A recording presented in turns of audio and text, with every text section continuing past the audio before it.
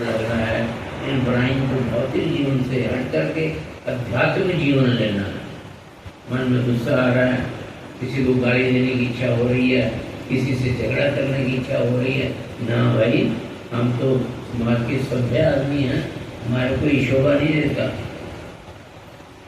बड़े बड़े मिनिस्टर, बड़े बड़े ऑफिसर ऐसी गलतियाँ कर जाते हैं, अपने स्टाफ को या जनता को कुछ ऐसा कह देते हैं, फिर उनसे माफ़ी मांगनी पड़ती है।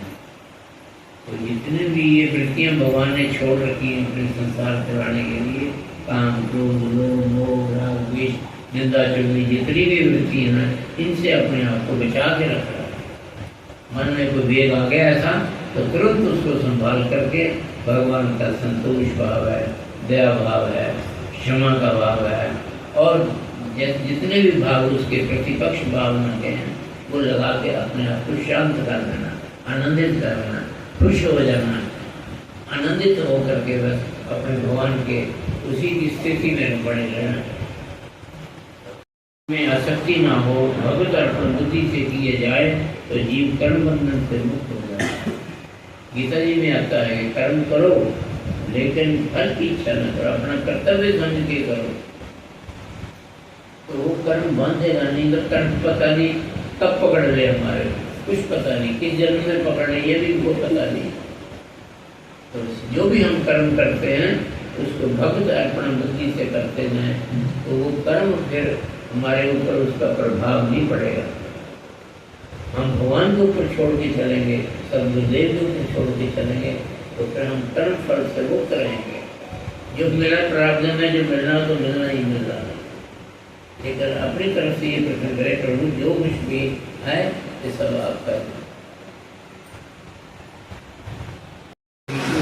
मैं जानता हूँ आप किसी जन्म में तो पीढ़े को पकड़ के सूल के साथ ऐसे बीता था, उसका फल आज मिल रहा।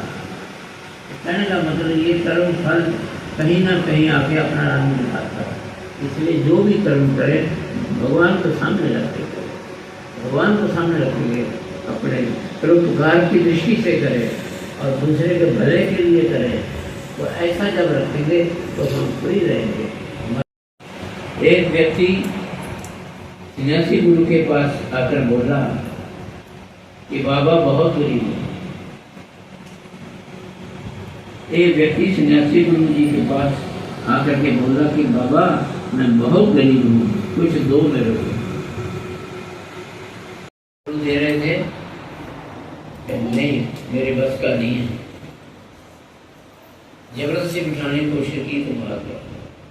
सारा जीवन ने पद यात्रा की, अब स्वयं भजन भजन भजन, समर्थता इतनी थी और इतने समर्थ होते हो।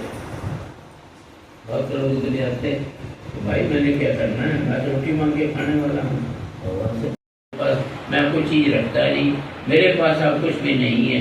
सन्यासी बाबा ने उसे बहुत समझाया पर मैं नहीं माना। तब बाबा ने कहा जाओ नदी के किनारे एक पारस का टुकड़ा है उसे ले आओ। बाबा के पास आदमी आए, महाराज कुछ दो, मेरे पास कुछ नहीं, मेरे बहुत अभाव है कहिए। बाबा ने कहा मैं तो रोटी मांग के खाता हूँ, रोटी लाता हूँ, खा लेता हूँ, भजन करता हूँ, मेरे पास क्या दूँ तेरे को। जब वो पीछे पड़ा रहा नहीं हटा तो उन्होंने कहा देखो भाई मेरे पास एक पारस का टुकड़ा था, वो मैं नदी के किनारे फेंक के आ गया, तू उठा ले जाके, तेरा काम कर लेगा।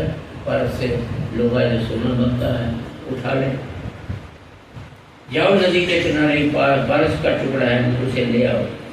मैंने उसे फेंका है, उस टुकड़े से लोहा सोना बनता है। पर दौड़ा दौड़ा नदी के किनारे गया, पारस का टुकड़ा लाया और बाबा को नमस्कार करके घर की ओर चला गया। क्योंकि ठीक बात, घर को चला गया, घर पहुंचा नहीं तो जिज्ञासु था, वो घर नहीं पहुंचा, रास्ते में वापस आ गया। 100 कदम गया होगा कि मन में विचार उठा और वह उल्टे पांव सन्यासी बाबा के पास लौट कर आया। अब बोला कि बाबा मुझे ये तुम्हारा पारस नहीं चाहिए, देखिए कितना बड़ा जिज्ञासु था। महाराज मैं लेने तो आया था आपसे को मांगने, भूख प्यास मिटाने के लिए, आपने पारस का टुकड़ा दिया भी, पर मैं मेरे दिमाग में आ गया कि बाबा ने ही फेंक रखा है, मैं क्यों उसको पकड़ूं। बाबा ने इसको फेंक के भगवान को प्राप्त किया हुआ, तो मुझे भी भगवान की प्राप्ति चाहिए। मैं पार्स के टूटे में क्यों उधेड़-बुन में पढ़ूँ, उस चक्कर में पढ़ूँ दुनिया के। रखो महाराज अपना ही पास। 100 कदम गया होगा कि मन में विचार उठा और मैं उल्टे 5 सन्यासी बाबा के पास लौट आया और बोला कि बाबा मुझे ही ये तुम्हारा पार्स नहीं चाहिए। सन्यासी बाबा ने पूछा कि क्यों नहीं चाहिए? उसने कहा बाबा मुझे वह चाहिए जिसे पाकर तुमने पार्स को टुकरा दिया।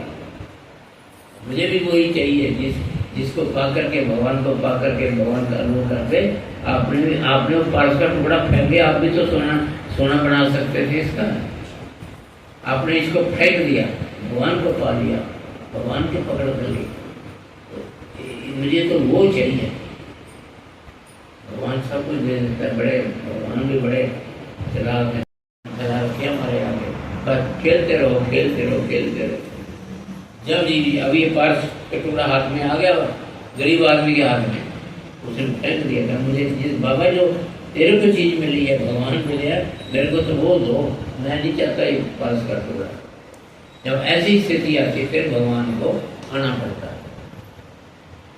मुझे तुम्हारा पार्स नहीं चाहिए। सन्यासी बाबा ने पूछा कि क्यों नहीं चाहिए? उसने कहा मुझे वह चाहिए जिसे पाकर तुमने पार्स को टुकराया, नदी के किनारे फेंक आया। तो तुम्हारे काम का नहीं था ये, लेकिन तुमने सोचा कि नहीं भगवान सर्वश्रेष्ठ भगवान है, पर पार्स से भी कीमती है, मुझे चाहिए, वही मुझे चाहिए, वह मुझे दीजिए। जब भक्त के अनंत की चेतना जाग जाती है तब कामना पूर्ति के पीछे नहीं दौड़ता, उसकी प्राप्ति के लिए प्रयत्न नहीं करता, वह भगवान से प्रेम करने लगता है। हमारे को जैसे हम अपने परिवार बच्चों को प्रेम करते हैं, संसार से चीज़ों से प्रेम करते हैं, ऐसे हम भगवान से भी प्रेम करें। प्रेम करके तो देखो ये लिखा गुरु महाराज बोलते हैं, फिर देखो कितना जीवन के अंदर निखार आता है, कितनी खुशी आनंद मस्ती आती है। भगवान से भी प्रेम करो, गुरु महाराज से भी प्रेम करो। जिस तरह संसार के प्राणी पदार्थों से करते हो इस प्रकार भगवान से भी प्रेम करके देखो। आत्मा को उत्क्रांति की ओर ले जाने वाली है, आत्मा को परमात्मा की अनुभूति होने लगती है। यह है सच्चा ध्यान। आत्मा परमात्मा की अनुभूति होने पर मन शून्य हो जाता है, कर्मों का फल शून्य हो जाता है, जीव परमात्मा के सच्चित आनंद स्वरूप में निमग्न हो जाता है। हमारा स्वरूप क्या है? सच्चित आनंद। कल परसों बता रहे थे जैसे तो इसी प्रकार हम अपने भजन ध्यान में लगातार लगे रहिए, प्रसाद बनाए रखिए। अपने जो धर्म कर्म है, शुभ कर्म है, उसकी ओर लगना है। जहाँ शुभ कर्म है कोई हमारे हाथ सामने कोई ऐसा आ गया तो वहाँ से टल जाओ और धर्म कर्म अपने करते रहो। तो इससे हमारा जीवन आत्मिक बन जाएगा, हमारा मनुष्य जन्म सफल हो जाएगा। सबसे बड़ी बात तो ये है, सफल करने वाले हमारे सदगुरुदेव भगवान है, वो अपने मुक्त होकर के बैठे हैं, उन्होंने हमें आगे आगे प्रेरणा देती है। तो मनुष्य जन्म मिला है, इसका सदुपयोग करना, ज़्यादा से ज़्यादा सदुपयोग करना है।